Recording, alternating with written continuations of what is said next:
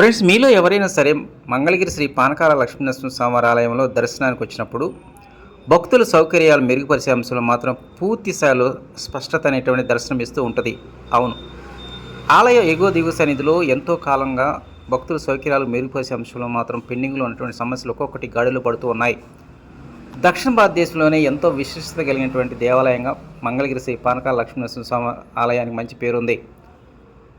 ఉభయ తెలుగు రాష్ట్రాల నుంచే కాదు, ప్రక్కనటువంటి కర్ణాటక, తమిళనాడు, ఉత్తర భారతదేశం నుంచి నిత్యం వందలాది మంది స్వామివారి దర్శనం కోసం వస్తుంటారు. ఇలాంటి వారి కోసం భక్తుల యొక్క అవసరాలను దృష్టిలో పెట్టుకొని ఆలయ అధికారులు మాత్రం ఇటీవల కాలంలో పెను మార్పులు చేశారని చెప్పాలి. ఇక ఎగువ సన్నిధిలో గతంలో క్యూలో లేనటువంటి అస్పష్టతగా ఉండేది. సెలవు దినాలు వస్తే మాత్రం భక్తులకు సరైనటువంటి క్యూ లైన్ సదుపాయాలు లేకపోవడంతో తీవ్రమైన ఇబ్బందులు ఏర్పడాల్సిన పరిస్థితి వచ్చేది. కానీ వాటిని పూర్తిగా మార్చేశారు. మరి ముఖ్యంగా స్వామివారి గర్భాలయంలో ఇప్పటి వరకు స్వామివారి పానకం తీర్థం అనేటువంటిది ఇస్తూ ఉండేవాళ్ళు. కానీ దాన్ని పూర్తిగా మార్చేసి సువిశాలమైనటువంటి ప్రాంతంలో స్వామివారి ప్రసాదాన్ని భక్తులకు అందిస్తూ ఉన్నారు. క్యూ లైన్లతో పాటు పానకం టికెట్ల విషయంలో కావచ్చు, అదేవిధంగా ట్రాఫిక్ విషయంలో కావచ్చు ప్రత్యేకమైనటువంటి టీంని ఏర్పాటు చేశారు. వాస్తవానికి స్వామివారి ఎగువ దిగువ సన్నిధిలో ఇప్పటి వరకు సరైనటువంటి సమాచార కేంద్రం లేదు.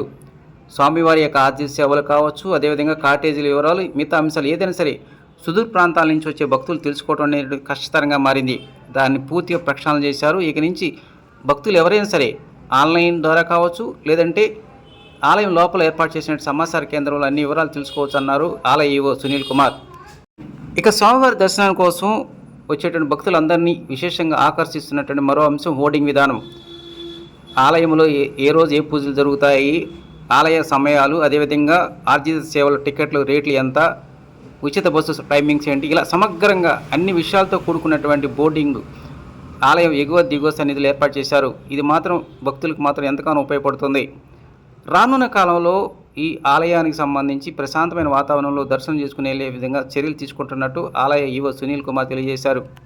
ఒక శ్రావణ మాసంలోనే ప్రత్యేకమైనటువంటి ఏర్పాట్లు కాకుండా 365 రోజులు స్వామివారి దర్శనానికి వచ్చేటువంటి భక్తులకు ఎలాంటి అసౌకర్యం కలగకుండా ఏర్పాట్లు చేస్తున్నట్టు ఆయన తెలిపారు.